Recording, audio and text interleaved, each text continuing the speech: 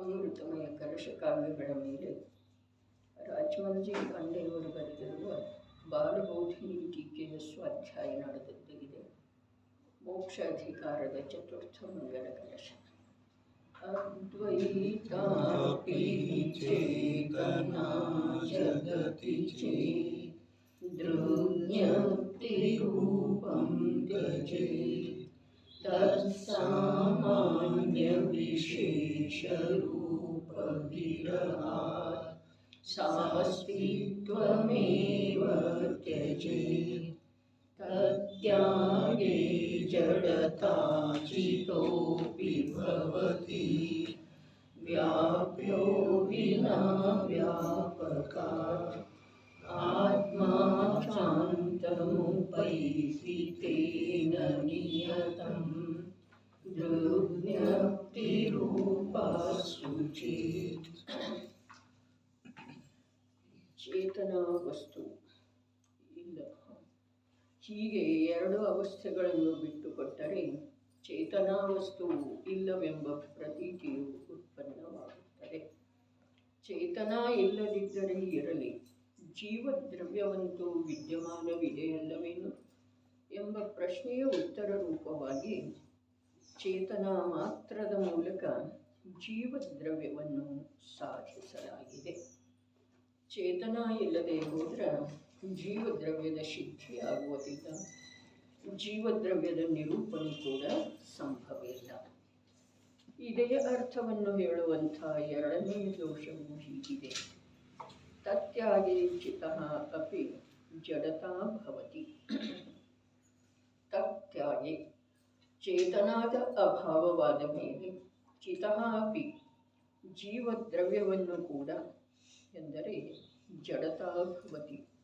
ಉದ್ಗಲ ದ್ರವ್ಯದ ಸಮಾನ ಜೀವದ್ರವ್ಯವೂ ಅಚೇತನವಿದೆ ಎಂಬ ಪ್ರತೀತಿಯು ಉತ್ಪನ್ನವಾಗುತ್ತದೆ. ಚೇತನಾದ ಅಭಾವದೊಳಗ ಜೀವದ್ರವ್ಯದ ಸಿದ್ಧಿಯಾಗುವುದಿಲ್ಲ ಅನ್ನೋದ ದೋಷ ಹೇಳಿದರು. ಮತ್ತೊಂದು ದೋಷ ಹೇಳ್ತಾ ಇದ್ದಾರೆ, ಅದೇ ಅರ್ಥವನ್ನು ಕೊಡುವಂಥದ್ದು. ಅದೇ ಯಾವುದು ಅಂತಂದ್ರೆ, ಜೀವದ್ರವ್ಯ ಕೂಡ ಚೇತನಾದ ಅಭಾವದೊಳಗ ಅಚೇತನ ಅರ್ಥಾತ್ ಉದ್ಗಲ ದ್ರವ್ಯನೇ ಆಗುತ್ತಿದೆ ಅಂಥೇಳಿ ಹೇಳಿದರು. ವಿಶೇಷಣೆ ಇದರಲ್ಲಿ ಚ. ಮತ್ತು ಮೂರನೆಯ ದೋಷವು ಹೀಗಿದೆ. ವ್ಯಾಪಕಾತ್ ವಿನಾ ವ್ಯಾಪ್ಯ ಆತ್ಮ ಅಂತಂ ಉಪೈತಿ. ವ್ಯಾಪಕಾತ್ ವಿನಾ ಚೇತನ ಗುಣದ ಅಭಾವವಾದ ಮೇಲೆ ವ್ಯಾಪ್ಯ ಆತ್ಮ ಚೇತನಾ ಗುಣ ಮಾತ್ರವಿರುವ ಜೀವದ್ರವ್ಯವು ಅದು ಅಂತಂ ಉಪೈತಿ ಮೂಲದಿಂದ ಜೀವದ್ರವ್ಯವಿಲ್ಲವೆಂಬ ಪ್ರತೀತಿಯು ಕೂಡ ಉತ್ಪನ್ನವಾಗುತ್ತದೆ. ಹೀಗೆ ಇವು ಮೂರು ದೋಷಗಳು ಮಹಾದೋಷಗಳಿವೆ. ಇಂಥ ದೋಷಗಳಿಂದ ಯಾರು ಭಯಪಡುತ್ತಾರೆ ಅವರು ಚೇತನಾವು ದರ್ಶನ ಜ್ಞಾನವೆಂಬ ಎರಡು ಹೆಸರು ಸಂಜ್ಞೆಗಳಿಂದ ವಿರಾಜಮಾನವಿದೆ ಎಂದು ಮನ್ನಿಸಬೇಕಾಗುವುದು. ಇಂಥ ಅನುಭವವು ಅದು ಸಮ್ಯಕ್ತವಿದೆ. ಮೂರು ದೋಷ ಹೇಳಿದರು. ಒಂದು ಏನ ಅಂತಂದ್ರೆ ಸಾಮಾನ್ಯ ವಿಶೇಷದ ಅಭಾವದೊಳಗ ವಸ್ತುವಿನ ಅಭಾವ ಆಗ್ತಿದೆ, ವಸ್ತುವಿನ ಅಸ್ತಿತ್ವ ಸಿದ್ಧ ಆಗುವುದಿಲ್ಲ ಅಂತ ಹೇಳಿದರು. ಎರಡನೇದ ಆ ಚೇತನ ಏನಿದೆ, ಚೇತನಾದ ಅಭಾವದೊಳಗ ಅಥವಾ ದರ್ಶನ ಜ್ಞಾನವೆಂಬ ಹೆಸರಿನ ಮೂಲಕ ಅದರ ಪರಿಚಯ ಏನಿದೆ, ಅದರ ನಿರೂಪಣೆ ಏನಿದೆ, ಆ ನಿರೂಪಣೆನ ಸಂಭವ ಆಗುವುದಿಲ್ಲ, ಅರ್ಥಾತ್ ಜೀವ ವಸ್ತುವಿನ ಸಿದ್ಧಿ ಆಗುವುದಿಲ್ಲ ಅಂಥೇಳಿ ಹೇಳಿದರು. ಮೂರನೆಯದಾಗಿ ವ್ಯಾಪ್ಯ ವ್ಯಾಪಕತೆ ಇರುವ ಕಾರಣ ಆ ವ್ಯಾಪ್ಯ ರೂಪದ ಚೇತನಾದ ವ್ಯಾಪಕ ರೂಪದ ಚೇತನಾದ ಅಭಾವದೊಳಗ ವ್ಯಾಪ್ಯ ರೂಪ, ದರ್ಶನ ಜ್ಞಾನದ ಅಭಾವದೊಳಗ ಚೇತನಾದ ಅಭಾವದೊಳಗ ಜೀವದ್ರವ್ಯ ವ್ಯಾಪ್ಯ ಅದರ ಸಿದ್ಧಿ ಕೂಡ ಆಗುವುದಿಲ್ಲ. ಈ ಪ್ರಕಾರ ಮೂರು ಮಹಾದೋಷ ಹೇಳಿದ್ದಾರೆ. ಇವು ಮಹಾದೋಷ ಯಾಕ ಅಂತಂದ್ರೆ ಅನಾದಿ ಕಾಲದಿಂದ ಈ ಜೀವನಿಗೆ ಮೂಲ ಜೀವವಸ್ತು ಎಂಥದ್ದು ಇದೆ, ಹೇಗಿದೆ ಅನ್ನುವುದರ ಪರಿಚಯವೇ ಇಲ್ಲ. ಇಂಥದರಲ್ಲಿ ಆ ಜೀವವಸ್ತುವಿನ ಪರಿಚಯ ಒಂದು ಚೇತನಾದ ಮೂಲಕನ ಸಂಭವವಿದೆ. ಮತ್ತು ಆ ಚೇತನಾದ ಎರಡು ಹೆಸರು ಕೂಡ ಅತ್ಯಂತ ಅನಿವಾರ್ಯ ಇದೆ. ದರ್ಶನವೆಂಬ ಹೆಸರಿನ ಅಭಾವದೊಳಗೆ ಸತ್ತಾದ ಅಭಾವ ಅಂತಿದೆ. ಜ್ಞಾನಚೇತನಾದ ಅಭಾವದೊಳಗ ವಿಶ್ವವನ್ನು ತಿಳಿಯುವಂಥ ಯಾವ ಸಾಮರ್ಥ್ಯ ಜೀವದ ಇದೆ, ಜ್ಞೇಯ ರೂಪದಿಂದ ಪರಿಣಮನ ಮಾಡುವಂಥ ಜ್ಞಾನದ ಯಾವ ಸಾಮರ್ಥ್ಯ ಇದೆ, ಅದರ ಅಭಾವದೊಳಗ ಬರೇ ಜೀವದ್ದಲ್ಲ ಇಡೀ ವಿಶ್ವದ ಅಭಾವ ಆಗ್ತಿದೆ. ದರ್ಶನ ಚೇತನ ಎಂಬ ಹೆಸರಿನಿಂದ ಕಾರ್ಯ ಮಾಡುವಂಥ ಚೇತನ ಇಡೀ ವಿಶ್ವದ ಸತ್ತಾದ ಸಿದ್ಧಿ ಮಾಡ್ತಿದೆ. ಜ್ಞಾನಚೇತನವೆಂಬ ಹೆಸರಿನಿಂದ ಯಾವ ಚೇತನಾ ವಸ್ತು ಕಾರ್ಯ ಮಾಡ್ತಿದೆ, ಅದರ ಅಭಾವದೊಳಗ ವಿಶ್ವದ ಯಾವ ಪದಾರ್ಥ ಎಂಥದ್ದೇ ಇದೆ ಅನ್ನೋದರ ಪರಿಚಯ ಯಾರಿಗೂ ಆಗೋ ಸಾಧ್ಯ ಇಲ್ಲ. ಹೀಗೆ ದರ್ಶನವೆಂಬ ಹೆಸರಿನ ಚೇತನ, ಜ್ಞಾನವೆಂಬ ಹೆಸರಿನ ಚೇತನ, ಆ ಎರಡೂ ನಾಮಗಳದ್ದು ಸಂಜ್ಞೆಗಳದ್ದು ಕೂಡ ಅತ್ಯಂತ ಅವಶ್ಯಕತೆ ಇದೆ. ಯಾಕೆ ಅಂತಂದ್ರೆ ಎರಡು ಪ್ರಕಾರದ ಕಾರ್ಯವನ್ನು ಜೀವ ಮಾಡ್ತಾನೆ. ಜೀವ ಆ ಎರಡು ಪ್ರಕಾರದ ಕಾರ್ಯ ಮಾಡದೇ ಹೋದ್ರೆ ಸ್ವಯಂ ತನ್ನ ಪ್ರಾಪ್ತಿ, ತನ್ನ ಸಿದ್ಧಿ ಅಥವಾ ಸುಖದ ಅನುಭವ ಎಂದೂ ಸಾಧ್ಯ ಇಲ್ಲ. ಒಂದು ಮಾತು. ಎರಡನೇದ್ದ ಯಾವ ಜೀವದ್ರವ್ಯದಲ್ಲಿನೂ ಚೇತನ ಜ್ಞಾನದರ್ಶನ ರೂಪದಿಂದ ಕಾರ್ಯ ಮಾಡಲಿಲ್ಲ ಅಂತಂದರೆ ಇಡೀ ವಿಶ್ವದ ಸಿದ್ಧಿ ಆಗೋದಿಲ್ಲ. ವಿಶ್ವದ ಸಿದ್ಧಿ ಕೂಡ ಆಗೋದು ಅವಶ್ಯಕತೆ ಇದೆ. ವಿಶ್ವದ ಸಿದ್ಧಿ ಆಗದೆ ಹೋದರೆ ಜೀವ ಪರದಿಂದ ವಿಮುಖ ಅಥವಾ ಪರದಿಂದ ಉದಾಸ ಆಗೋದು ಸಾಧ್ಯ ಇಲ್ಲ. ಪರದ ಜೊತೆಗಿನ ಏಕತ್ವವನ್ನು ಮನ್ನಿಸಿ ಯಾವ ಜೀವನ ನಡೆಸ್ತಾ ಇದ್ದಾನೋ ಅವನು ನಿರಂತರ ತನ್ನ ಸ್ವಭಾವದಿಂದ ಅಪರಿಚಿತ ಇರುವುದರ ಕಾರಣ ಸುಖದ ಲವಲೇಶವನ್ನು ಕೂಡ ಪಡೆಯುವ ಸಾಧ್ಯತೆ ಆಗುವುದಿಲ್ಲ. ಜೀವದಲ್ಲೇ ಚೇತನ ಇದು ಒಂದೇ ಒಂದು ನಿರ್ವಿಕಲ್ಪ ಸ್ವಭಾವ ಇದೆ. ಜೀವ ಚೇತನ ಮಾತ್ರ ವಸ್ತು ಇದ್ದಾನೆ. ಆದರೂ ಕೂಡ ಅವನಲ್ಲಿ ಜ್ಞಾನ ಮತ್ತು ದರ್ಶನವೆಂಬ ಹೆಸರ ಯಾವ ಪ್ರಕಾರ ಸಾರ್ಥಕ ಇದ್ದಾವೆ. ದರ್ಶನ ಮತ್ತು ಜ್ಞಾನವೆಂಬ ಸಾಮರ್ಥ್ಯದ ಮೂಲಕ ಆ ಚೇತನ ಅರ್ಥಾತ್ ಜೀವದ್ರವ್ಯ ಯಾವ ಪ್ರಕಾರ ಇಡೀ ವಿಶ್ವದ ಸಿದ್ಧಿ ಮಾಡಿ ತನ್ನ ಸುಖವನ್ನು ತಾನು ಪ್ರಾಪ್ತ ಮಾಡಿಕೊಂಡ ವಿಶ್ವವನ್ನು ಹೇಗಿದೆಯೋ ಹಾಗೆ ನಿರೂಪಣೆ ಮಾಡುವಂಥ ಯೋಗ್ಯತೆಯುಳ್ಳವನಾಗಿ ತನ್ನ ಸುಖದೊಳಗ ತಾನು ಸಾಧಿ ಅನಂತ ಕಾಲದವರೆಗೆ ಉಳಿಯುವ ಸಾಧ್ಯತೆ ಇದೆ. ಒಂದು ದರ್ಶನ ರೂಪದ ಕಾರ್ಯ, ಇನ್ನೊಂದು ಜ್ಞಾನ ರೂಪದ ಕಾರ್ಯ. ಒಂದು ವಸ್ತುವಿನ ಸತ್ತಾ ಮಾತ್ರ, ಪ್ರತಿಯೊಂದು ವಸ್ತು ಸತ್ತಾ ಇದೆ ಇದೆ ಇದೆ ಇದೆ ಅನ್ನುವುದರದ ಸಿದ್ಧಿ ಒಂದು ದರ್ಶನ ಚೇತನವೆಂಬ ಹೆಸರಿನ ಮೂಲಕ ಜೀವದ್ರವ್ಯ ಮಾಡುವಂಥ ಕಾರ್ಯ ಇದೆ. ಎರಡನೇದ ಇದೆ ವಸ್ತು ಇದೆ, ಆದರೆ ಹೇಗಿದೆ ಅದು ಜ್ಞಾನ ಚೇತನ. ಹೇಗಿದೆ ಜೀವ ಹೀಗಿದೆ, ಜೀವ ಅರೂಪಿ ಇದೆ, ಕುದ್ಗಲ ಹಾಗಿದೆ, ಕುದ್ಗಲ ರೂಪಿ ಇದೆ. ಧರ್ಮದ ಸ್ವಭಾವ ಹೀಗಿದೆ, ಅಧರ್ಮದ ಸ್ವಭಾವ ಹೀಗಿದೆ, ಆಕಾಶದ ಸ್ವಭಾವ ಹೀಗಿದೆ, ಕಾಲದ ಸ್ವಭಾವ ಹೀಗಿದೆ. ಪ್ರತಿಯೊಂದು ದ್ರವ್ಯ ಒಂದು ಇನ್ನೊಂದರಿಂದ ಸರ್ವಥಾ ಭಿನ್ನ ಇದ್ದುಕೊಂಡ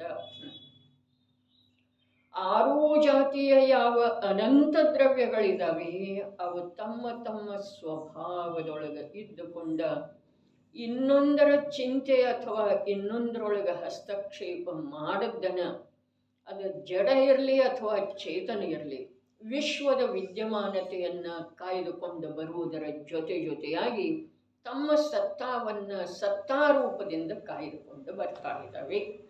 ಇದರ ನಿರ್ಣಯ ಜ್ಞಾನವೆಂಬ ಹೆಸರಿನ ಚೇತನಾದಿಂದ ಆಗ್ತಿದೆ.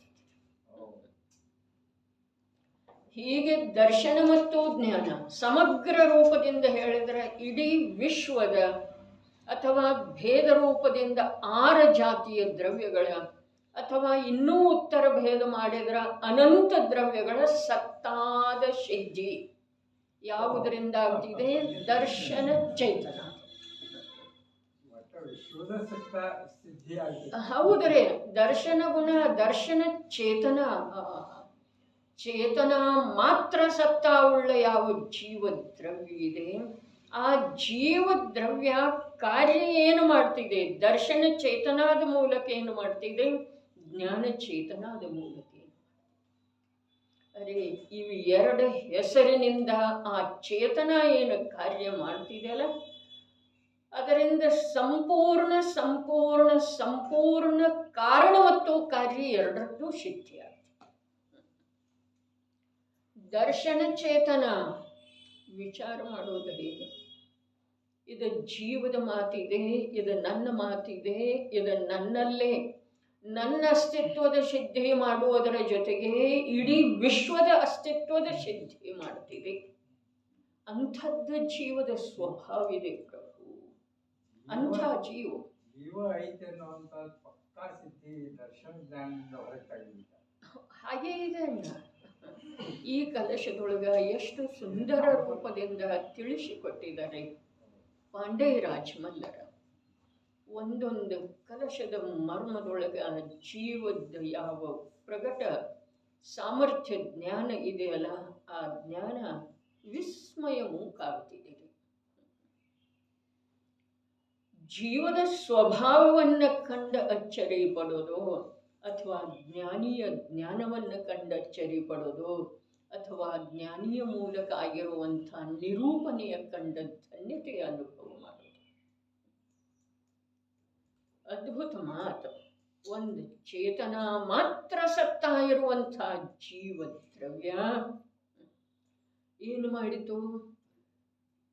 ತನ್ನ ಇರುವಿಕೆಯ ನಿರ್ಣಯ, ಇಡೀ ವಿಶ್ವದ ಪದಾರ್ಥಗಳ ಇರುವಿಕೆಯ ನಿರ್ಣಯ ಅಭೇದ ರೂಪದಿಂದ. ಪದಾರ್ಥ ಇದೆ, ನಾನಿದ್ದೇನೆ ಅಂದ ಮಾತ್ರಕ್ಕೆ ಕಾರ್ಯ ಆಗುವುದಿಲ್ಲ. ಇದು ಇದೆ, ಅದು ಇದೆ, ಅದರದು ಸತ್ತಾ ಇದೆ. ಉತ್ಪಾದವೇ ದ್ರವ್ಯಯುಕ್ತಂ ಸತ್ ಸದ್ರವ್ಯ ಲಕ್ಷಣಂ. ಇದು ಜ್ಞಾನದ ವಿಷಯ.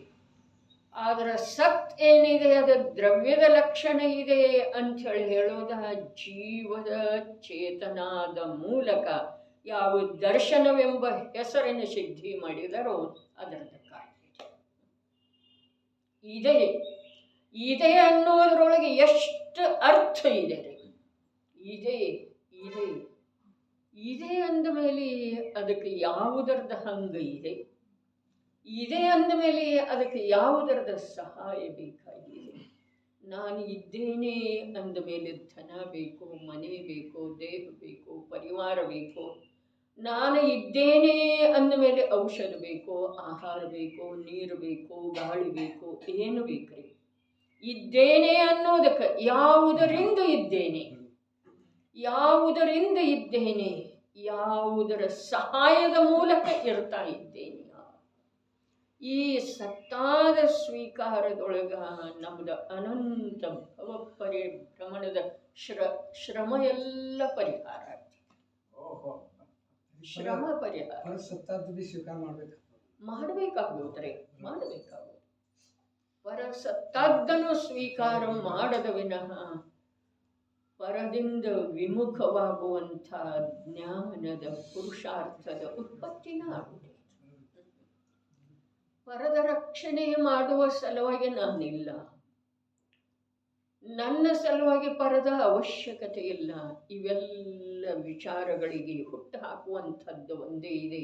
ಇದ್ದೇನೆ ಇದೆ, ಇಡೀ ವಿಶ್ವ ಇದೆ, ನಾನು ಇದ್ದೇನೆ. ವಿಶ್ವ ಇದೆ ಅಂಥೇಳಿ ನಾನಿಲ್ಲ, ನಾನು ಇದ್ದೇನೆ ಅಂಥೇಳಿ ವಿಶ್ವ ಇಲ್ಲ. ಆದರೆ ಚೇತನಾದೊಳಗೆ ದರ್ಶನವೆಂಬ ಹೆಸರಿನಿಂದ ಗುರುತಿಸಲ್ಪಡುವಂಥ ಯಾವ ಸಾಮರ್ಥ್ಯ ಇದೆ, ಆ ಸಾಮರ್ಥ್ಯದ ಕಾರ್ಯ ಇಡೀ ವಿಶ್ವದ ಸಿದ್ಧಿ ಮಾಡ್ತಿದೆ, ಇರುವಿಕೆಯ ಸಿದ್ಧಿ ಮಾಡ್ತಿದೆ. ಇರುವಿಕೆಯೊಳಗ ನಾಶರಹಿತತೆ ಮೂಲ ಸಮಾವೇಶಿದೆ. ಇರುವಿಕೆ ಹೇಗಿದೆ, ಯಾವಾಗಿದೆ? ಇದೆ ಇದೆ ಯಾವಾಗ?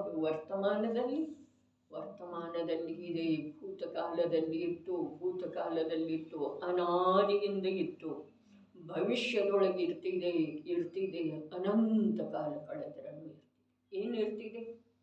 ಪ್ರತಿಯೊಂದು ಪುದ್ಗಲ ಪರಮಾಣು ಸೂಕ್ಷ್ಮಾತಿ ಸೂಕ್ಷ್ಮ ರೂಪಿ ಲೋಕವ್ಯಾಪಿ ಧರ್ಮ ದ್ರವ್ಯಗಳ ಇರ್ತವೆ.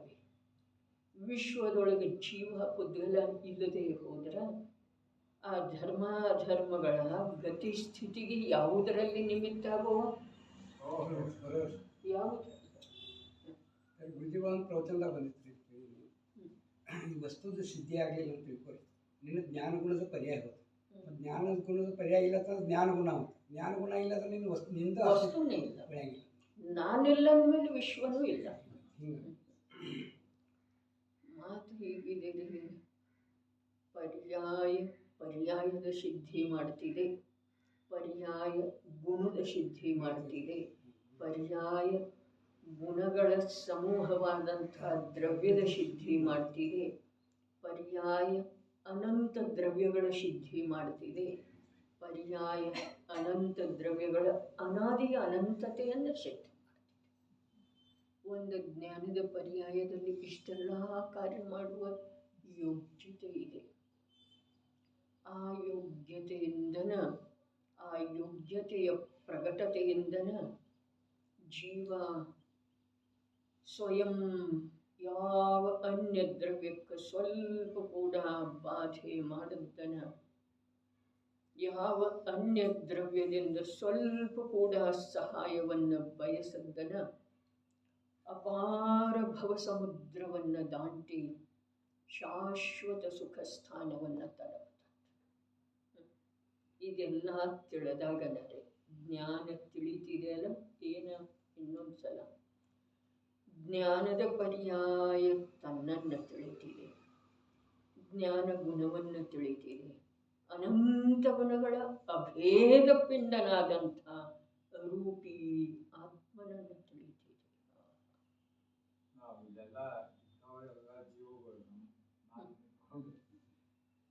ವಿಶೇಷ ಪುಣ್ಯವದೇ ಇವೆಲ್ಲ ಮಾತುಗಳನ್ನು ನಿಜವಾಗಿ ಐತೆ.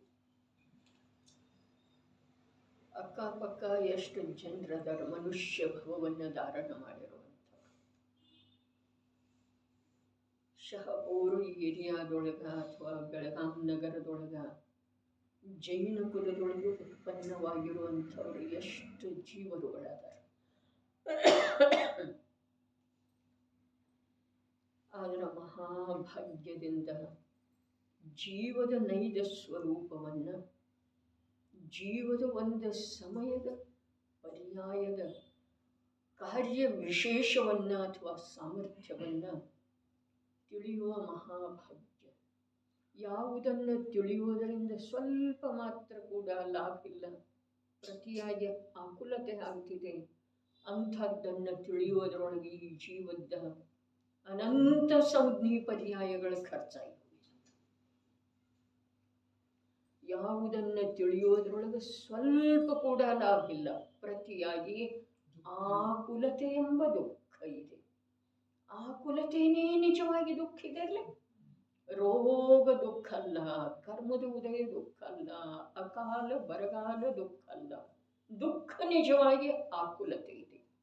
ಹಾಗಾದರೆ ಯಾವುದನ್ನು ತಿಳಿಯುವುದರಲ್ಲಿ ಸ್ವಲ್ಪ ಕೂಡ ಲಾಭ ಇಲ್ಲ, ಸುಖ ಇಲ್ಲ, ಶಾಂತಿ ಇಲ್ಲ, ಬಸ್ ಭ್ರಾಂತಿಯ ವಿಸ್ತಾರ ಆಗುತ್ತಿದೆ, ಅದನ್ನು ವಿಶೇಷವಾಗಿ ತಿಳಿಯುವುದರಲ್ಲೇ ಈ ಜೀವದ್ದು ಅನಂತ ಸಂಜ್ಞಿ ಪರ್ಯಾಯಗಳೇ ಹೋಗಿದ್ದಾವೆ. ಸಂಜ್ಞಿ ಪರ್ಯಾಯ ತಮ್ಮ ಭಾಗ್ಯದ ಹೇಳೋದು ಉಪಯೋಗ ಮಾಡ್ಕೋಬೇಕು. ಉಪಯೋಗ ಮಾಡ್ಕೊಳ್ಬೇಕು ಅನ್ನೋದು ನಂತರದ ಮಾತ್ರ.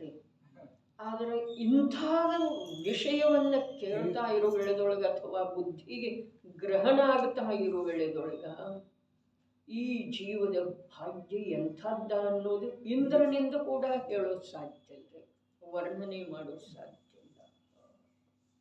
ಒಂದು ದೃಷ್ಟಿಯಿಂದ ಸಾತಿಶಯ ಪುಣ್ಯನೂ ಅನ್ಬೋದು. ಅನ್ಬೋದ್ರಿ, ಸಾತಿಶಯ ಪುಣ್ಯನೂ ಅನ್ಬೋದು. ನಿಜವಾಗಿ ಸಾತಿಶಯ ಪುಣ್ಯನ ಇದೆ ರೀ. ಅತಿಶಯ ತನ್ನನ್ನು ತಾನು ತಿಳಿಯೋದ, ಅತಿಶಯ ಅತಿಶಯ ಸಹಿತ ಆ ತಿಳಿಯುವುದರಲ್ಲಿ ವಿಶ್ವಾಸ ಉಂಟಾಗುತ್ತ, ಹೇಳಿರುವವರಲ್ಲಿ ವಿಶ್ವಾಸ ಉಂಟಾಗುವುದ. ಅದರ ಸಲುವಾಗಿ ಸಮ್ಯಕ್ ದರ್ಶನದೊಳಗ ಮೊದಲನೇ ಮಾತು ಇದೆ, ವಸ್ತು ಸ್ವರೂಪದ ಜ್ಞಾನದ ಜೊತೆಯಾಗಿ ವಸ್ತು ಸ್ವರೂಪವನ್ನು ಹೇಳಿರುವಂಥ ಸರ್ವಜ್ಞರ ಮಹಿಮೆ ಬರುವುದ ಅತ್ಯಂತ ಅವಶ್ಯಕ ಇದೆ. ಸಹಜ ಸ್ವಭಾವ ಇದೆ ರೀ. ಸಮ್ಯಕ್ತ್ವ ಪ್ರಾಪ್ತ ಮಾಡಿಕೊಳ್ಳಿಕ್ಕೆ ಹೊರಟಂಥ ಜೀವದಲ್ಲಿ ವಸ್ತುವಿನ ಪರಿಚಯ ಆಗ್ತಾ ಇರುವಂತೆ ಅವನಿಗೆ ತನ್ನಷ್ಟಕ್ಕೆ ತಾನೇ ಒಳಗೆ ಧನ್ಯತೆಯ ಅನುಭವ ಆಗ್ತಿದೆ. ಯಾವುದರದ್ದು ಅಪೇಕ್ಷೆ ಉಳಿಯುವುದಿಲ್ಲ. ಜೊತೆಯಾಗಿ ಆ ಧನ್ಯತೆಯ ಜೊತೆಯಾಗಿ ಅದನ್ನು ಹೇಳಿರುವಂಥ ತಿಳಿಸಿರುವಂಥ ಸರ್ವಜ್ಞರ ಕುರಿತಾಗಿ ಮಹಾನ್ ಬಹುಮಾನದ ಭಾವ ಬರ್ತದೆ. ಅವಾಗನೇ ಬರೋದ್ರಿ.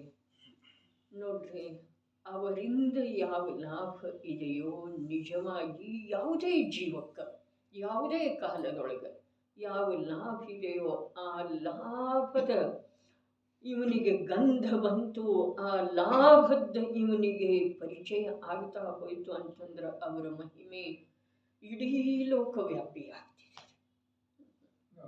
ಸರ್ವಜ್ಞರ ಮಹಿಮೆ ಅವರು 3 ಲೋಕ 3 ಕಾಲವನ್ನು ತಿಳಿತಾ ಇರಬಹುದು, ಆದರೆ ಅವರ ಕುರಿತು ಈ ಛದ್ಮಸ್ಥ ಜೀವದ ಮಹಿಮೆ ಲೋಕ ವ್ಯಾಪಿಸುವಷ್ಟು ಬರ್ತಿದೆ ಬಹುಮಾನದ. ಹಾಗಾದರೆ ಇಡೀ ಲೋಕವ್ಯಾಪಿ ಅವರದ್ದು ಮಹಿಮೆ ಆದ ನಂತರ ಮತ್ತೆ ಯಾವುದರದ ಮಹಿಮೆ ಮಾಡಲಿಕ್ಕೆ ಇವನ ಹತ್ರ ಜ್ಞಾನದೊಳಗೆ ಎಲ್ಲಿ ಅವಕಾಶ ಇದೆ? ಇಲ್ಲವೇ. ಏನು ನಡೆದಿತ್ತು? ನಮ್ಮದು ತಮ್ಮದು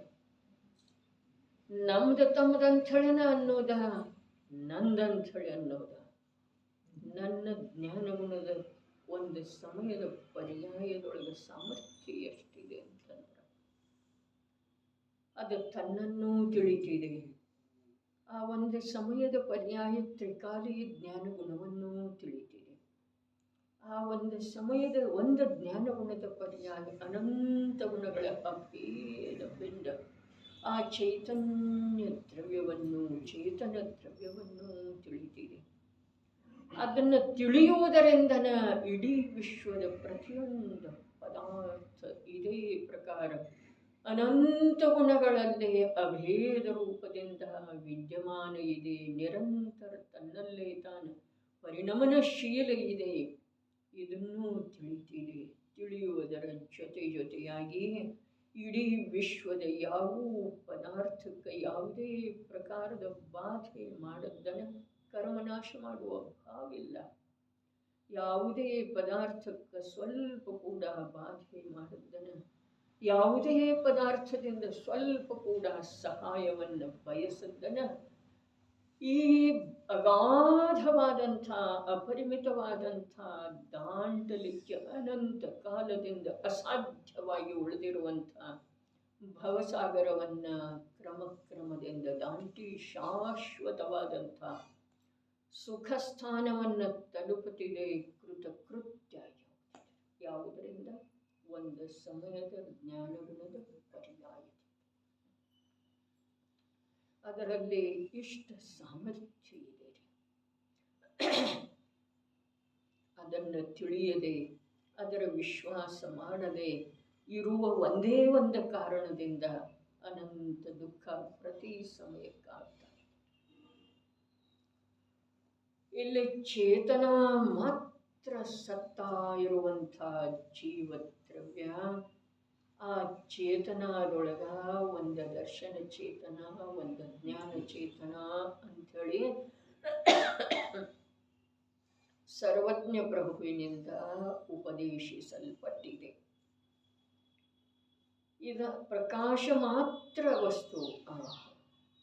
ಸ್ವಪರಗ್ರಾಹಕ ಶಕ್ತಿ ಪ್ರಗಟ ಇರುವೆಳೆದೊಳಗೂ ಕೂಡ ಒಂದು ಪ್ರಕಾಶ ಮಾತ್ರ, ಒಂದು ಪ್ರಕಾಶ ರೂಪನೇ ಇದೆ.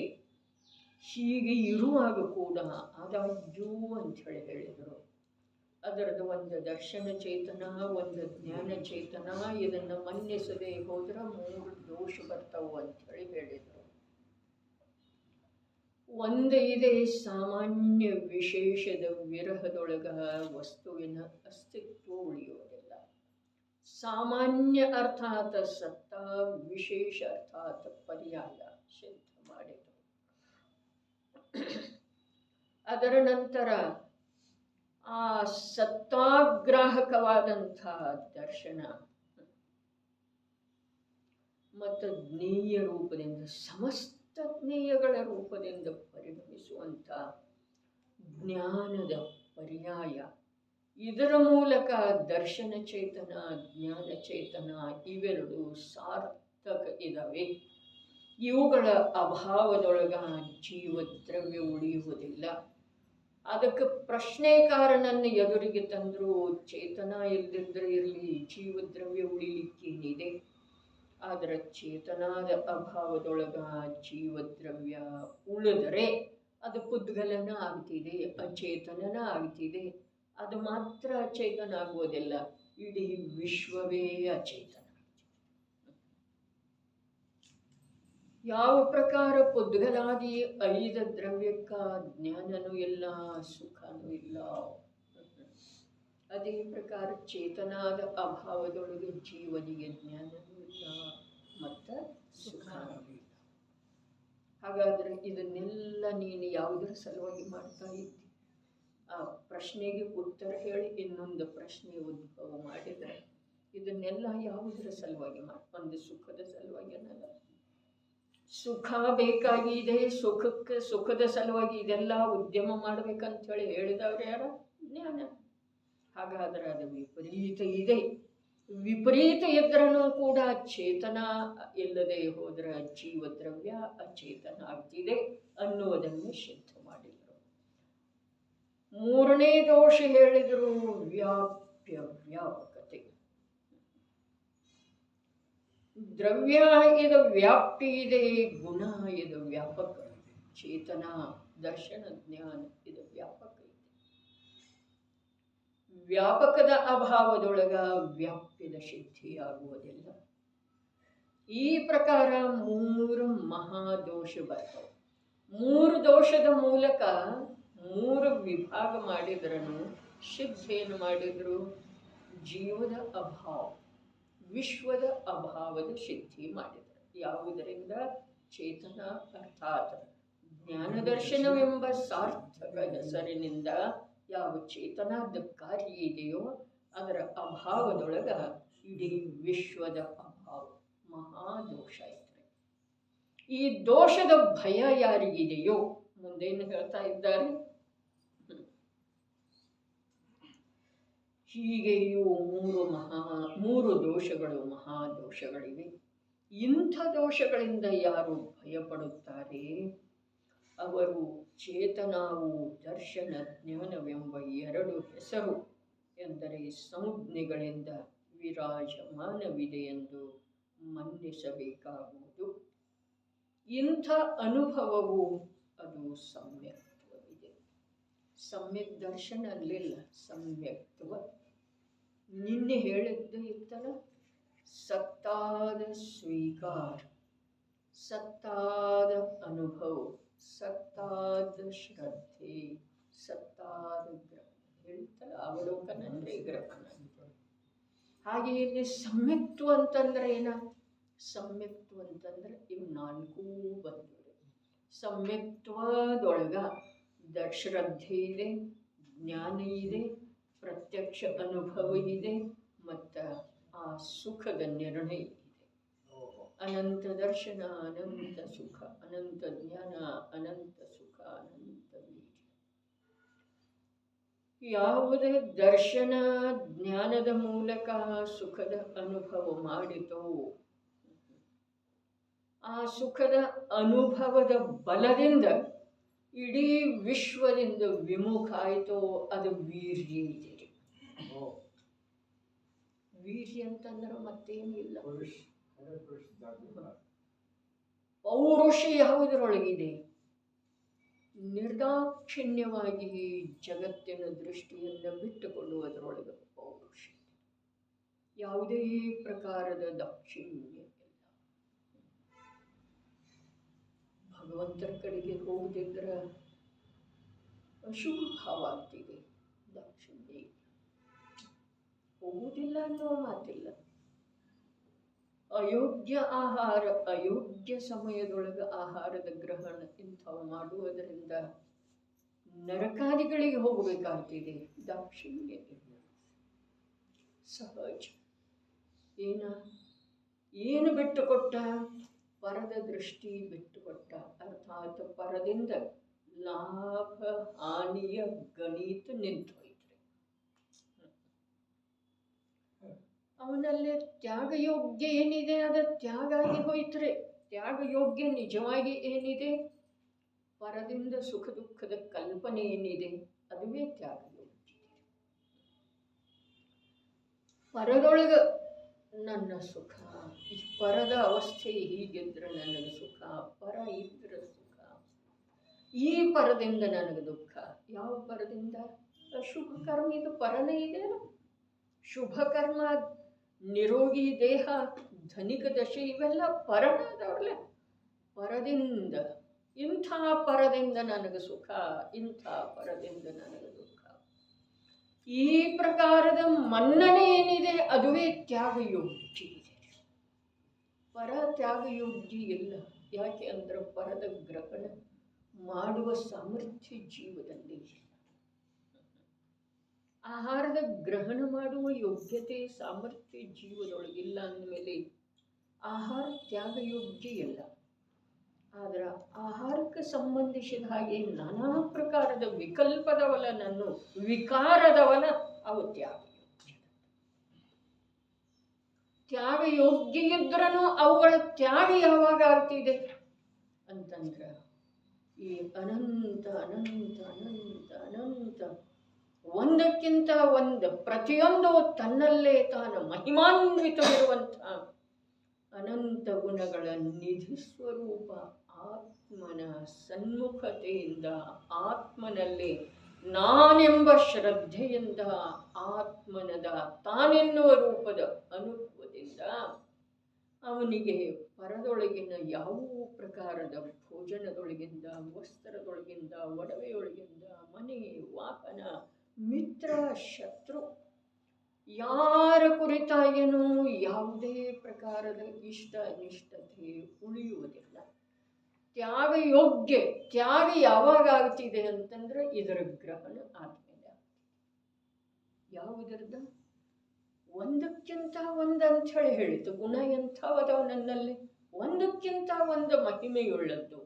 ಅರ್ಥಾತ್ ಪ್ರತಿಯೊಂದು ತನ್ನಲ್ಲೇ ತಾನ ಪರಿಪೂರ್ಣ ಮಹಿಮೆಯಿಂದ ತುಂಬಿರುವಂಥ ಗುಣಗಳ, ಅನಂತ ಗುಣಗಳ ಅಭೇದ ಪುಂಜ ಸ್ವರೂಪನಾದಂಥ ಅಂತಃತತ್ವ ನಿಜಾತ್ಮನ ಪ್ರತ್ಯಕ್ಷ ಅನುಭೂತಿ ಪೂರ್ವಕ, ಬರೀ ಅನುಭೂತಿಯಲ್ಲ, ಅನುಭೂತಿ ಪೂರ್ವಕ ಶ್ರದ್ಧಾ ಜ್ಞಾನಗಳ ಅವನ ಅನುಸರಣೆ ಮಾಡಿ ಪರಿಣಮಿತ ಆಗುತ್ತಾ ಇರುವೆಳೆದೊಳಗ ಯಾವ ಪರಪದಾರ್ಥಕ್ಕೆ ಸಂಬಂಧಿಸಿದ ಹಾಗೆ ಯಾವುದೇ ಪ್ರಕಾರದ ವಿಕೃತ ಭಾವ ಅವನಲ್ಲೇ ಬರುವುದಿಲ್ಲ. ಅವನಲ್ಲಿ ಆ ಪ್ರಕಾರ ವಿಕೃತ ಭಾವದ ಹಾಗೆ ಪರಿಣಮನ ಕಂಡ್ರನು ಕೂಡ ಅದೇನಿದೆ ರೀ, ಅದು ಶ್ರದ್ಧಾ ಜ್ಞಾನಕ್ಕೆ ಭಂಗ ತರುವುದಿಲ್ಲ. ಆ ಪರಿಣಮನ ಅಲ್ಪ ಕಾಲದೊಳಗೆ ಪರಿವರ್ತಿತ ಆಗಿ ಭಯ ಪಡುವ ಅವಶ್ಯಕತೆ. ಪರಿವರ್ತಿತ ಸಮ್ಯಕ್ತ್ವ ಅಂತ ಹೇಳಿದ್ದಾರೆ. ಸಮ್ಯಕ್ತ್ವದೊಳಗೆ ಏನಿದೆ? ಸಮ್ಯಕ್ತ್ವದೊಳಗೆ ಶ್ರದ್ಧೆ ಇದೆ, ದರ್ಶನ ಇದೆ, ಜ್ಞಾನ ಇದೆ, ಅನುಭವ, ಪ್ರತ್ಯಕ್ಷ ಅನುಭವ, ರಮಣತೆ ಇದೆ, ಸುಖ ಇದೆ. ಇಡೀ ವಿಶ್ವದ ಅಪೇಕ್ಷೆಯನ್ನು ಬಿಟ್ಟುಕೊಡುವಂಥ ವೀರ್ಯ ಇದೆ. ವಿಚಾರ ಮಾಡೋದಿದ್ದಂಥ ವೀರ್ಯ ಯಾವುದಕ್ಕಂತಾರೆ? ಕರ್ಮದ ಮೇಲೆ ವಿಜಯ ಸಾಧಿಸ್ತಿದೆ, ಅದು ವೀರ್ಯ. ಯಾವ ಕರ್ಮ? ಯಾವ ಕರ್ಮ? ವಿಕಾರವೆಂಬ ಭಾವಕರ್ಮ. ದ್ರವ್ಯ ಕರ್ಮದ್ದಂತೂ ಸಂಬಂಧನೇ ಇಲ್ಲ. ಅದನ್ನು ಈ ಜೀವದ ಸಾಮರ್ಥ್ಯವನ್ನು ಸಹನೆ ಮಾಡಲು ಸಾಧ್ಯ ಇಲ್ಲ. ತನ್ನಲ್ಲೇ ಪ್ರವೇಶ ಆಗಗೊಡುವುದಿಲ್ಲ. ದ್ರವ್ಯ ಕರ್ಮನೂ ಆಗಗೊಡುವುದಿಲ್ಲ, ನೋ ಕರ್ಮನೂ ಆಗಗೊಡುವುದಿಲ್ಲ. ಹಾಗಾದರೆ ಈ ಜೀವದ ಪುರುಷಾರ್ಥ ಎಲ್ಲಿ ನಡೀತಿದೆ? ಭಾವಕರ್ಮದ ಅಭಾವ ಮಾಡುವುದು. ಇದು ಕೂಡ ಉಪಚಾರ ಇದೆ. ಭಾವಕರ್ಮದ ಅಭಾವ ಮಾಡಲಿಕ್ಕೆ ಆ ಭಾವಕರ್ಮದೊಳಗೆ ಜ್ಞಾನ ಹೋಯಿತು ಅಂತಂದ್ರೆ ಅಭಾವ ಆಗುವುದಿಲ್ಲ, ಇದರದ ಅಭಾವ ಆಗ್ತಿದ್ದಾರೆ. ಯಾವುದರದ? ಜ್ಞಾನದ. ಹಾಗಾದ್ರೆ ಜ್ಞಾನದೊಳಗೆ ಉಳಿತು. ಜ್ಞಾನ ಅನಂತ ಗುಣರತ್ನಾಕರನಲ್ಲಿ ಅಭೇದವಾಗಿ ಉಳಿತು ಅಂತಂದ್ರೆ ಭಾವಕರ್ಮ ನಾಶ ಆಗ್ತವೆ. ಭಾವಕರ್ಮದ ನಾಶ ಆಗುವುದರಿಂದ ದ್ರವ್ಯ ಕರ್ಮ, ಅನ್ನೋ ಕರ್ಮಗಳು ಕೂಡ ತನ್ನ ತನ್ನ ಕಾಲ ಬಂದ ನಂತರ ದೂರ ಆಗ್ತವೆ.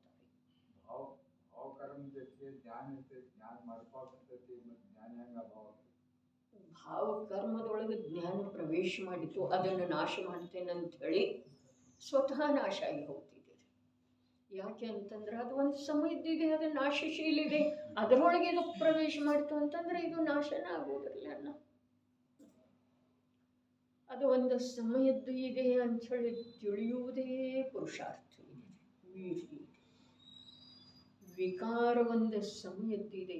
ಈಗ ನಮಗೂ ಕೂಡ ಇದು ಬರ್ತಿದೆ, ಬರಲಿಕ್ಕೆ ಬೇಕ್ರೆ ಏನ? ವಿಕಾರ ಒಂದು ಸಮಯದ್ದಿದೆ. ಕರ್ಮ ಭಿನ್ನ ವಸ್ತುವಿನ ರಚನೆ ಇದೆ. ದೇಹ ನನ್ನಿಂದ ಅತ್ಯಂತ ಭಿನ್ನ ಪರದ್ರವ್ಯ ಇದೆ. ಆಹಾರ ವರ್ಗನ, ಕಾರ್ಮಣ ವರ್ಗನ ಇವೆಲ್ಲಿ ಜೀವದ್ದು ಅದವ್ರೆ ಪರದ್ರವ್ಯ ಅದಾವ. ಯಾವ ವಿಕಾರ ಸ್ವಯಂ ಜೀವದ್ದು ಇದೆಯಲ್ಲ ಅದು ಒಂದು ಸಮಯದ್ದಿದೆ. ಇಷ್ಟು ತಿಳಿಯುವುದರಲ್ಲಿ ಅನಂತ ಪುರುಷಾರ್ಥ. ಕರ್ಮ ಏನಿದೆ ಅದು ಕಾರ್ಮಣ ವರ್ಗನಗಳಿಂದ ರಚಿಸಲ್ಪಟ್ಟಿರುವಂತಹ ಕಾರ್ಯ. ದೇಹ ಏನಿದೆ ಇದು ಆಹಾರ ವರ್ಗನಗಳಿಂದ ರಚಿಸಲ್ಪಟ್ಟಿರುವಂತಹ. ಉಳಿದವಂತೂ ಕ್ಷೇತ್ರ ಸಾಪೇಕ್ಷ ಪ್ರತ್ಯಕ್ಷ ಇಂದ್ರಿಯ ಜ್ಞಾನದಿಂದ ಭಿನ್ನನೇ ಅದಾವಲ್ಲ. ಅವುಗಳ ಭಿನ್ನತೆಯ ಸಲುವಾಗಿ ವಿಕಲ್ಪ ಮಾಡುವ ಅವಶ್ಯಕತೆ ಏನಿದೆ? ಒಂದು ಸಲ ತಿಳಿದ್ರೆ ಆಯ್ತು, ಆಹಾರ ವರ್ಗನಾದಿಂದ ರಚಿಸಲ್ಪಟ್ಟಿರುವಂತಹ ದೇಹದೊಳಗೆ ನನ್ನ ಕರ್ತವ್ಯ ಏನೂ ಇಲ್ಲ. ಕಾರ್ಮಣ ವರ್ಗನಗಳಿಂದ ರಚಿಸಲ್ಪಟ್ಟಿರುವಂತಹ ಅಷ್ಟವಿಧದ ಕರ್ಮಗಳಲ್ಲಿ ನನ್ನ ಕರ್ತವ್ಯ ಏನೂ ಇಲ್ಲ. ಒಂದು ಸಮಯವೇ ಇರುವಂಥ ವಿಕಾರದಲ್ಲಿ ನಾನೇನು ಮಾಡಬೇಕಾಗಿಲ್ಲ. ಎಷ್ಟು ನಿರ್ಭಾರ್ಯ, ಯಾವ ಕಾರ್ಯನೂ ಉಳಿಲಿಲ್ಲ. ಯಾವಾಗ ಮಾಡೋದ ನನ್ನ ಹತ್ರ ಸಮಯನೇ ಇಲ್ಲ ಅನ್ಬೇಕಾದ್ರೆ ನೀನು ಮಾಡಬೇಕಾದದ್ದು ಏನು ಇಲ್ಲನಲ್ಲ. ಏನಿದೆ ಹೇಳ್ರಿ ಅನ್ಸೋದಕ್ಕೆ. ಎಂಥ ಸುಖದ ಮಾರ್ಗ. ಅದಕ್ಕೆ ಹೇಳಿದ್ರು ಸದ್ಗುರು ಕಹೆ ಸಹಜ ದಂಡ. ಅಜ್ಞಾನಿ ಏನು ಮಾಡಿದ? ವಾದ ವಿವಾದ ಕರೆಸೋ ಅಂದ. ಇದು ಹೀಗಾಗ, ಇದು ನಿಶ್ಚಯನ ಏನ, ಇದು ವ್ಯವಹಾರನ ಏನ, ಕರ್ಮದ ಕಾರಣದಿಂದನ ಜೀವ ಸಂಸಾರದಲ್ಲಿ ಅದನ್ನು, ಕರ್ಮದ ಕಾರಣದಿಂದನ ಜೀವನಿಗೆ ವಿಕಾರ ಆಗ್ತಿದೆ. ಇದೆಲ್ಲ ವಾದ ವಿವಾದ ಕರೆಸೋಂದ. ಅವ ಕುರುಡದ. ಸದ್ಗುರು ಕಹೆ ಸಹಜ ಕಾಲ. ಏನ ಸಹಜ ಇದ್ದು ಬಿಡಪ್ಪ, ನಿನಗೇನು ಮಾಡುವ ಅವಶ್ಯಕತೆ. ಈಗ ಹೇಳಿತಲ್ಲ, ಇರೋವ ನಮಗೆ 3 ವಿಧದ ಕರ್ಮಗಳು: ದ್ರವ್ಯಕರ್ಮ, ಭಾವಕರ್ಮ, ನೌಕರ್ಮ. ದ್ರವ್ಯಕರ್ಮ ಏನಿದೆ ಅದು ಕಾರ್ಮಣ ವರ್ಗನಗಳ ಕಾರ್ಯ ಇದೆ. ಅದರಲ್ಲೇ ನನ್ನ ಸಾಮರ್ಥ್ಯ ಅಥವಾ ನನ್ನ ಕರ್ತವ್ಯ ಏನೂ ಇಲ್ಲ. ಸಾಮರ್ಥ್ಯ ಏನೂ ನಡೆಯುವುದಿಲ್ಲ, ಕರ್ತವ್ಯ ಏನೂ ಇಲ್ಲ. ನೋಕರ್ಮ ರೂಪದ ಶರೀರ ಆಹಾರ ವರ್ಗನಗಳಿಂದ ಆದದ್ದಿದೆ. ಅದರೊಳಗೆ ನನ್ನ ಕರ್ತವ್ಯ ಏನೂ ನಡೆಯುವುದಿಲ್ಲ. ಎಷ್ಟು ಸುಲಭರೇ.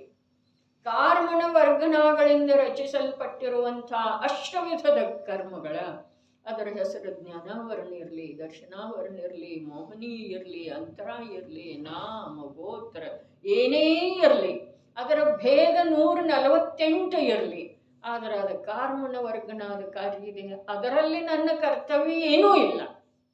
2 ಕಾರ್ಯ ಮುಗಿತರೆ 3 ವಿಧದ ಕರ್ಮದಿಂದ ರಹಿತ ಯಾರದರು? ಅವರು ಸಿದ್ಧ ಭಗವಂತರದರು. ಹಾಗಾದರೆ ನೋಕರ್ಮ ರೂಪದ ಶರೀರ ಆಹಾರ ವರ್ಗನಗಳಿಂದ ರಚಿಸಲ್ಪಟ್ಟದ್ದೇ ಇದೆ. ಅದರಲ್ಲಿ ನನ್ನ ಕರ್ತವ್ಯ ಏನೂ ಇಲ್ಲ. ಒಂದು ಸಲ ದೃಢವಾದ ನಿರ್ಣಯ ಬೇಕ್ರಿ, ಬರೀ ಶಬ್ದ ಅಲ್ಲ. ಎರಡನೇದ್ದ ಅಷ್ಟವಿಧ ಅಥವಾ 148 ಉತ್ತರ ಪ್ರಕೃತಿ ರೂಪದಿಂದ ರಚನೆಯಾಗಿರುವಂಥದ್ದು ಕಾರ್ಮಣ ವರ್ಗನಗಳ ಕಾರ್ಯ ಇದೆ. ಶರೀರ, ಕರ್ಮರೂಪದ ಶರೀರ, ಅದರಲ್ಲಿ ನನ್ನ ಕಾರ್ಯ ಏನು, ನನ್ನ ಕರ್ತವ್ಯ ಏನೂ ಇಲ್ಲ. ಮೂರನೇದ್ದೇನು? ಭಾವಕರ್ಮ ವಿಕಾರ ಏನಿದೆ ಅದು ಒಂದು ಸಮಯದ್ದಿದೆ, ಒಂದು ಸಮಯದ್ದಿದೆ. ಅದರಲ್ಲಿ ನಾನು ನನ್ನ ಶಕ್ತಿಯ ಪ್ರಯೋಗ ಮಾಡಬೇಕಾದಂಥ ಅವಶ್ಯಕತೆ ಇಲ್ಲ. ಯಾವುದು ಒಂದು ಸಮಯದ್ದಿದೆ ಅದನ್ನು ನಾಶ ಮಾಡೋದು ಮೂರ್ಖತನ ಇದೆ. ಯಾವುದರೊಳಗೆ ಕರ್ತವ್ಯ ತಂದೇನು ನಡೆಯೋದಿಲ್ಲ ಅದರ ಚಿಂತೆ ಮಾಡೋದು ಮಹಾಮೂರ್ಖತನ ಇದೆ. ಅರ್ಥ ಆಯ್ತು. ಭಾವ ಸುದ್ದ ನನ್ನ ಕೈಯಾಗಿಲ್ಲ. ಇಲ್ಲೇ ಯಾಕಂದ್ರೆ ಜಪ ಕೃತ್ಯ ಭಾವ ಮಾಡಿರ್ತಾರೆ. ಅದು ದುನಿಯಾ ಬರ್ತೈತಿ.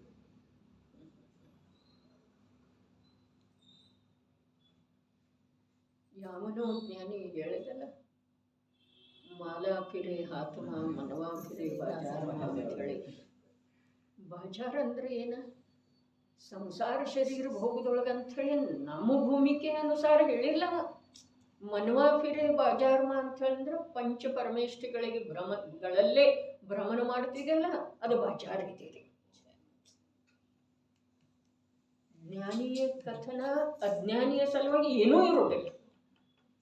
ನೀ ಸಂಸಾರದ ವಿಚಾರ ಮಾಡ್ತಾ ಇದ್ದಿ, ನೀ ಪುತ್ರನ ಸಲುವಾಗಿ ಅರಹಂತನ ಕಡೆ ಹೋಗ್ತಾ ಇದ್ದಿ, ಮನವಾ ಫಿರೆ ಬಾಜಾರ್ಮ, ನನಗೆ ಲಾಭ ಹೇಗಾಗೋದ, ನನ್ನ ಮಗ ಪಾಸ್ ಹೇಗಾಗಮ, ನನ್ನ ಗಂಡನ ರೋಗ ಹೇಗೆ ದೂರ ಆಗೋದ, ಇದೆಲ್ಲ ಬಾಜಾರದ ಮಾತು ಅವ್ರು ಹೇಳಲಿಲ್ಲ ರೀ. ಅವರು ಹೇಳಿದರು, ಮಾಲೆಯನ್ನೇನೋ ತಿರುಗಿಸ್ತಾ ಇದ್ದೀಯಪ್ಪ, ಆದರೆ ಮನಸ್ಸು ಪಂಚ ಪರಮೇಷ್ಠಿಗಳ ರೂಪದ ಬಾಜಾರದೊಳಗೆ ಭ್ರಮಣ ಮಾಡ್ತಾ ಇದೆ, ಅದ ತನ್ನಲ್ಲೇ ತಾನು ಉಳಿತಾ ಇಲ್ಲಲ್ಲ ಅಂಥೇಳಿ ಹೇಳಿದ್ದಾರೆ. ಯಾವ ಮಹಾಪುರುಷ. ನಾವು ಹಾಗೆ ತಿಳಿತೇವೆ. ನಮ್ಮದಂತೂ ಹಾಗೆ ಇದೆಯಲ್ಲ ಪ್ರವೃತ್ತಿ. ಅರಹಂತರ ಕಡೆ ಹೋಗೋದು ಯಾವುದಕ್ಕ? ಏನಿಲ್ಲೇನ್ರೆ ಸುಖದ ಅಭಿಲಾಷೆ ಇಟ್ಕೊಂಡು. ವಿಚಾರ ಮಾಡ್ರಿ, ಯಾವ ಸಂಸಾರದೊಳಗೆ ಯಾವ್ಯಾವ ಪ್ರಕಾರದ ಸಂಯೋಗ ಮತ್ತು ಸಂಯೋಗಗಳಲ್ಲಿ ಪರಿವರ್ತನೆ ಆಗ್ತಾ ಇದೆಯಲ್ಲ, ಅದು ಜೀವ ತಾನೇ ಮಾಡಿದ ಶುಭಾಶುಭ ಕರ್ಮದ ಅನುಸಾರ ಆಗ್ತಾ ಇದೆಯೋ ಅಥವಾ ಇಲ್ಲ. ಹಾಗಾದ್ರೆ ಆಗಿರುವ ವೇಳೆದೊಳಗೆ ಅರಹಂತನ ಹತ್ರ ಬೇಡಿಕೊಳ್ಳೋದು ನಿರರ್ಥಕ ಇದೆ. ಮುಗಿತು ಮಾತದ. ಇನ್ನು ನನಗೆ ಆತ್ಮಿಕ ಸುಖ ಆಗಲಿ, ಆದರೆ ನಿನ್ನಾತ್ಮನಲ್ಲೇ ಸುಖ ಇರೋ ವೇಳೆದೊಳಗೆ ಅದನ್ನು ನೀನು ಪ್ರಾಪ್ತಿ ಮಾಡಿಕೊಂಡ್ರೆ ನಿನಗಾಗೋದಿದೆ. ಅದಕ್ಕೆ ಅರಹಂತ ಏನು ಮಾಡವ? ಅವ ತನ್ನ ಅನಂತ ಚತುಷ್ಟಯದೊಳಗೆ ಅಂತರ್ಲೀನದಂತೆ. ಅಂತರ್ಲೀನ ಅನಂತ ಚತುಷ್ಟಯದಿಂದ ಹೊರಗೆ ಬರುವುದನ್ನಿಲ್ಲ. ಅನಂತ ಚತುಷ್ಟಯ ಅನ್ನೋದು ಭೇದ. ಅನಂತ ಚತುಷ್ಟಯ ಮಯನಾದಂಥ ಅಭೇದ ಆತ್ಮನಲ್ಲೇ ಉಪಯೋಗ ಅಂತರ್ಲೀನ ಇರುವಂಥ ಅರಹಂತ ಪ್ರಭು ನಮ್ಮ ಸುಖದ ಸಲುವಾಗಿ ಏನು ಮಾಡೋ ಸಾಧ್ಯ ಇದೆ? ಸಾಂಸಾರಿಕ ಸುಖದಂತೂ ಮಾತಿಲ್ಲ, ಅದ ಉದಯದ ಅನುಸಾರ ಆಗ್ತಿದೆ. ಆತ್ಮಿಕ ಸುಖದ್ದು ಕೂಡ ಏನೂ ಮಾಡೋ ಸಾಧ್ಯ ಇಲ್ಲ. ನೀನು ನಿನ್ನಲ್ಲೇ, ನಿನ್ನ ಅಂತರಂಗದೊಳಗೆ, ನಿನ್ನ ಬಾವಿಯೊಳಗೆ, ನಿನ್ನ ಚೈತನ್ಯ ಕೂಪದೊಳಗೆ, ಬಾವಿಯೊಳಗೆ ಇರುವಂಥ ಅಮೃತ ಜಲವನ್ನು, ಅತೀಂದ್ರಿಯ ಆನಂದ ರೂಪದ ಸುಖ ಜಲವನ್ನು ನೀನೇ ಪ್ರಾಪ್ತ ಮಾಡಿಕೊಳ್ಳೋದಿದೆ. ಅದರ ಒಳಗೆ ಇಳಿಯೋದಿದೆ. ಅದನ್ನು ಬಿಟ್ಟು ಭಗವಂತನ ಹತ್ರ ಅಂಗಲಾಚಿದ್ರೆ, ಅವನ ಕೈ ಕಾಲು ಹಿಡ್ಕೊಂಡ್ರೆ, ಅವನ ಹತ್ರ ವರ ಕೇಳಿದರೆ ಏನಾಗೋದ್ರಿ ಹೇಳ್ರಿ? ಹಾಗಾದ್ರೆ ಅರಹಂತನ ಕಡೆ ಹೋಗೋದನೇ ಅದು. ಇದನ್ನು ಮಾಡುವ ಸಲುವಾಗಿ ಹೋಗೋದು. ಅವ ಅಂತರ್ನಿಮಗ್ನ ಅದಾನಲ್ಲ, ನನಗೂ ಆಂತರ್ಯದೊಳಗೆ ನಿಮಗ್ನ ಆಗೋದಿದೆ ಪ್ರಭು. ಆದ್ರೆ ನನ್ನ ದುರ್ಬಲತೆ ನಿನ್ನ ಹಾಗೆ ನನಗೆ ಆಗೋದಿದೆ. ಆಗುವುದರಲ್ಲಿ ನಿನ್ನ ಸಹಾಯ ಸ್ವಲ್ಪ ಕೂಡ ಇಲ್ಲ. ನಾನು ಸಮಗ್ರ ರೂಪದಿಂದ ಪುರುಷಾರ್ಥ ಷಟ್ಕಾರಕ ರೂಪದಿಂದ ನಾನೇ ಪರಿಣಮನ ಮಾಡಿದರನ ನಾನು ನಿನ್ನ ಹಾಗೆ ಆಗುವ ಸಾಧ್ಯತೆ. ಜಗತ್ತಿನ ಸಂಬಂಧವನ್ನು ಬಿಟ್ಟುಕೊಡುವಂಥ ಧೈರ್ಯ ನನ್ನಲ್ಲಿ ಬರಲಿ. ದೇಹದ ಕಡೆಗೆ ನೋಡದೇ ಇರುವಂಥ ನಿರಪೇಕ್ಷತೆ ನನ್ನಲ್ಲಿ ತಲೆದೋರ್ಲಿ ಅನ್ನುವ ಭಾವನಾ ಭಾವಿಸೋದಿದೆ. ಆದರೆ ಆ ನಿರಪೇಕ್ಷತೆ, ಆ ಧೈರ್ಯವನ್ನು ತಾನೇ ತಂದುಕೊಳ್ಳೋದಿದೆ. ಭಗವಂತ ಒಂದಿಷ್ಟು ಕೊಡುವುದಿಲ್ಲ. ಧೈರ್ಯವನ್ನಾಗಲಿ ನಿರಪೇಕ್ಷತೆ. ಈ ಪರಮ ಸುಖಕ್ಕೆ ಸರ್ವಜ್ಞ ದೇವ ಚಿಟ್ಟಿ ಬರೆದು ಕೊಟ್ಟಿಗೆ ದಿನವಾಣಿ ಇನ್ನು ಔಷಧ ತಗೋ. ಹೌದ್ರಿ. ಆ ಜಿನವಾಣಿ ಓದು ವೇಳೆದೊಳಗನು ಪತ್ರ ಓದು ವೇಳೆದೊಳಗೆ ಏನು ಮಾಡ್ತೀವ್ರಿ ನಾವು? ವಿಷಯದ ಜೊತೆಗೆ ಒಂದಾಗ್ತೀವ ಅಥವಾ ಇಲ್ಲ? ಈಗ ಪತ್ರನೂ ಇಲ್ಲಲ್ಲ, ಏನು ಮಾಡೋದಿದೆ? ಅದೇ ಪ್ರಕಾರ ಸರ್ವಜ್ಞ ಭಗವಂತರ ಕಳಿಸಿರುವಂಥ ಪತ್ರವನ್ನು ವೀತರಾಗಿ ಮುನಿ ಭಗವಂತರ ನಮಗೆ ತಲುಪಿಸಿ ನಮ್ಮ ಸಂಬಂಧ ಯಾವುದರ ಜೊತೆ ಇದೆ? ಜ್ಞಾನದ ಜೊತೆ, ದರ್ಶನದ ಜೊತೆ, ವೀರ್ಯದ ಜೊತೆಗೆ, ಅನಂತ ಅಭೇದತೆಯ ಜೊತೆಗೆ, ಅಭೇದ ಇರುವೆಳೆದೊಳಗೆ ಕೂಡ ಅನಂತ ಭೇದ ರೂಪದ ಗುಣಗಳ ಜೊತೆಗೆ ನನ್ನ ಸಂಬಂಧ ಇದೆ. ನನ್ನ ಸಂಬಂಧ ದೇಹದ ಜೊತೆಗೆ, ಕರ್ಮದ ಜೊತೆಗೆ, ಸಂಯೋಗದ ಜೊತೆಗೆ ಇಲ್ಲ ಅನ್ನುವುದನ್ನು ನಾನು ಈ ಪತ್ರ ಓದು ವೇಳೆದು ತಿಳ್ಕೊಳ್ಳೋದಿದೆ. ನಾನೇ ತಿಳಿಯದೆ ಹೋದರೆ ತಿಳಿಸಿಕೊಡುವಂಥವ್ರ ಲೋಕದೊಳಗೆ ಯಾರೂ ಇಲ್ಲ, ಯಾರೂ ಇಲ್ಲ. ಅಜ್ಞಾನಿ ಹತ್ರ ಏನಿಲ್ಲ, ನಾವೇನು ತಿಳಿಸವ? ಜ್ಞಾನಿ ಹತ್ರ ಏನಿದೆ ಅವ ಅದನ್ನು ಅನುಭವ ಮಾಡೋದು ಬಿಟ್ಟು ಇನ್ನೊಬ್ಬರಿಗೆ ತಿಳಿಸ್ತಾನೆ ಅಂತ. ಗುಪ್ತರಹ ಜನ ಭೋಗತೆ ಜ್ಞಾನನಿಧಿ. ಜ್ಞಾನನಿಧಿಯನ್ನು ಜ್ಞಾನಿ ಜನರ ಗುಪ್ತವಾಗಿದ್ದುಕೊಂಡು ಭೋಗಿಸ್ತಾರೆ. ಎಲ್ಲಿ? ಕಾನನದೊಳಗೆ, ಗುಪ್ತ ಗುಹೆಯೊಳಗೆ, ಗಿರಿ ಕಂದರಗಳಲ್ಲಿ ಅತ್ಯಂತ ದುರ್ಬಲವಾದಂಥ ದೇಹ ಇರ್ತಿದೆ. ಬೆಟ್ಟದ ತುದಿಯ ಮೇಲೆ ಖಡ್ಗಾಸನದಲ್ಲಿ ನಿಂತಿರ್ತಾರೆ. ಆದ್ರೆ ಆ ಗುಪ್ತ ನಿಧಿಯನ್ನು, ಜ್ಞಾನ ನಿಧಿಯನ್ನು ಭೋಗಿಸ್ತಾ ಇರ್ತಾರೆ. ಭೀಕರವಾದಂಥ ಗಾಳಿ ಬಂದ ಅವರನ್ನು ಹಾರಿಸಿಕೊಂಡು ಹೋದ್ರೂ ಕೂಡ ಅವರಿಗೆ ಯಾವುದೇ ಪ್ರಕಾರದ ನೋವು ಆಗುವುದಿಲ್ಲ. ಯಾಕೆ ಅಂದರೆ ಮೊದಲೇ ಭಯ ಬಿಟ್ಟು ನಿಂತಿದ್ದಾರೆ. ಇರೋದ ದುಃಖದ ಮೂರ್ತಿ, ದುಃಖದ ಜೊತೆಗೆ ಸಂಪರ್ಕ ಸಾಧಿಸುವಂಥದ್ದು ದೇಹನೇ ಇದೆ. ಮತ್ತು ಆ ದೇಹ ರಕ್ಷಣೆ ಮಾಡ್ಕೊಂಡು ಧರ್ಮ ಯಾಕೆ ಮಾಡೋದ್ರೆ? ದುಃಖದನ ಸಾಕಾರ ಮೂರ್ತಿ ಇದೆ ದೇಹ ಅಂದ್ರೆ. ಒಂದು ದೇಹದ ಕಾರಣದಿಂದನೇ ಅನಂತ ಅನಂತ ಅನಂತ ಅನಂತ ದುಃಖಗಳಿಗೆ ಜನ್ಮ ಆಗ್ತಾ ಇದೆ. ಜನ್ಮ ಏನಿದೆ, ಅನೇಕ ಪ್ರಕಾರದ ದುಃಖಗಳಿಗೆ ಜನ್ಮ ಕೊಡುವಂಥ ಮಹಾ ಬೀಜ ಇದೆ. ಹಾಗಾದರೆ ಈ ದೇಹ ಹೇಗಿದೆ? ದುಃಖ ಪರಂಪರೆಯನ್ನು ನಡೆಸುವಂಥದ್ದು ದುಃಖದ ಸಾಕಾರ ಮೂರ್ತಿ ಇದೆ. ಸ್ವಯಂ ದುಃಖ ರೂಪ ಇದೆ, ದುಃಖದಿಂದನೇ ಮಾಡಿದ್ದು ಇದೆ, ಮತ್ತು ಪರಂಪರೆಯಿಂದ ದುಃಖವನ್ನೇ ಕೊಡುವಂಥದ್ದು. ಹಾಗಾದ್ರೆ ಅದನ್ನು ಇಟ್ಕೊಂಡು ಆತ್ಮಿಕ ಸುಖ ಹೇಗಾಗುತ್ತೆ? ಅದನ್ನು ಕಾಯ್ಕೊಂಡು ಮಾಡೋಣ ಅಂತೇವ್ರಿ ನಾವು. ಹಾಗೆ ಯಾವ ಕಾಲದೊಳಗೂ ಸಾಧ್ಯ ಇಲ್ಲ. ಎರಡೂ ಹೇಗರಿ? ಒಂದು ದುಃಖ ಒಂದು ಸುಖ, ಎರಡೂ ಜೊತೆಯಾಗಿ ಸಂತುಲನ ಕಾಯ್ಕೊಂಡು ಹೇಗೆ ಹೋಗೋದ್ರೆ ಸಾಧ್ಯ? ಎರಡು ಡೋಣಿಯೊಳಗ ಪ್ರಯಾಣ ಆಗುವುದಿಲ್ಲ. ದೇಹದ ಸರ್ವಥ ಅದಕ್ಕೆ ಹೇಳಿತು. ಎರಡು ಮಾತೇನು ಹೇಳಿತು? ಧೈರ್ಯದಿಂದ ಸಂಯೋಗ ಬಿಟ್ಟುಕೊಡೋದು, ನಿರಪೇಕ್ಷತೆಯಿಂದ ದೇಹ ಬುದ್ಧಿ ಬಿಡೋದು. ಏನಿದೆ? ಯಾವ ಅಪೇಕ್ಷೆ ಮಾಡುವುದಿದೆ? ಇದು ನಮ್ಮ ಯಾವ ಅಪೇಕ್ಷೆಯನ್ನು ಈಡೇರಿಸುವಂಥ ಶಕ್ತಿಯುಳ್ಳದ್ದಿದೆ? ಇದೇ ತಿನ್ನೋದು ದುಃಖ, ಉಣ್ಣೋದು ದುಃಖ, ಮಲಗೋದು ದುಃಖ, ತಿರುಗಾಡೋದು ದುಃಖ, ವಸ್ತು ತರೋದು ಎಲ್ಲ ದುಃಖರೇ. ಸಂಗ್ರಹ ದುಃಖ, ಲೌಕಿಕ ವಿದ್ಯಾರ್ಜನೆಯ ದುಃಖ ಏನಿದೆ ವಿಚಾರ ಮಾಡ್ರಿ. ಎಲ್ಲ ದುಃಖಗಳಿಗೆ ಕಾರಣ ಈ ಒಂದು ದೇಹ. ಹಾಗಾದ್ರೆ ಆ ದೇಹ, ಇಲ್ಲಿ ಗಾಳಿ ಬಂದೈತನ, ಇಲ್ಲಿ ಮಳೆ ಬಂದೈತನ, ನನಗೆ ಸರ್ದಿ ಆಗೋತನ, ಮುನಿರಾಜರು ವಿಚಾರ ಮಾಡ್ತಾರೆ. ಈ ಗುಹೆಯೊಳಗೆ ನಾನು ಒಬ್ಬ ಹೇಗೆ ಹೋಗೋದ? ಗುಹೆ ಯಾವುದಕ್ಕಂತಾರೋ? ಒಬ್ಬರಿಗೆ ಹೋಗ್ಲಿಕ್ಕೆ ಬರ್ತೈತೆ, ಅದಕ್ಕೆ ಗುಹೆ ಅಂತಾರೆ. ಒಬ್ಬರಿಗೆ ಅಲ್ಲೇನು ಸಮೂಹ ಅಥವಾ ಅಂಗರಕ್ಷಕರು ಒಂದಿಬ್ಬರ ಇರುವುದು. ಅಂಗರಕ್ಷಣೆಯಿಂದ ನಿರಾಕುಲತೆ ಸಂಭವ ಇಲ್ಲ. ಭಯ ಇದೆ. ನಮ್ಮ ಅರಹಂತ ಪ್ರಭು ಶಸ್ತ್ರಾಸ್ತ್ರಗಳನ್ನು ಯಾಕೆ ಇಟ್ಕೊಂಡಿಲ್ಲ? ಭಯನೇ ಇಲ್ಲ ಅವರಿಗೆ. ಪತ್ನಿ ಪುತ್ರರು ಯಾಕಿಲ್ಲ? ದೈಹಿಕ ಸುಖದ ಅನುಕೂಲತೆಯಿಂದ ಅವರಿಗೆ ದೇಹದಿಂದ ಭಿನ್ನ. ವಸ್ತ್ರ ಇಲ್ಲ, ಶಸ್ತ್ರ ಇಲ್ಲ, ಮಾಲೆ ಇಲ್ಲ, ಅಲಂಕಾರ ಇಲ್ಲ, ಪತ್ನಿ ಇಲ್ಲ, ಪುತ್ರರಿಲ್ಲ, ಶಸ್ತ್ರಾಸ್ತ್ರ ಇಲ್ಲ. ಒಂದೊಂದರೊಳಗ ಅರೂಪಿ ಆತ್ಮನ ಜ್ಞಾನಾನಂದ ಸ್ವರೂಪಿ ಸುಖ ಸ್ವರೂಪಿಯಾದಂಥ ಆತ್ಮನ ನಿರ್ಣಯ ಇದೆ ಅಂಥೇಳಿ ಯಥಾರ್ಥ ದೇವನ ನಿರ್ಣಯ ಸಮ್ಯಕ್ ದರ್ಶನಕ್ಕೆ ಆಧಾರ ಅಂತ ಹೇಳ್ತಾರೆ. ಇದು ಕಲಶ ಮುಗಿತು.